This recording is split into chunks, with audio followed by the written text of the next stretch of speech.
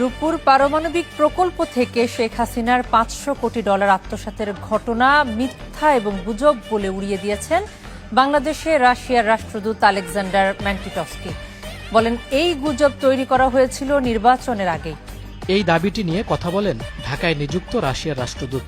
অর্থ উপদেষ্টা সালেহউদ্দিন আহমেদের সাথে বৈঠক শেষে রাষ্ট্রদূত বলেন, অর্থ আত্মসাতের ওই অভিযোগটি পুরোপুরি ভিত্তিহীন ও গুজব।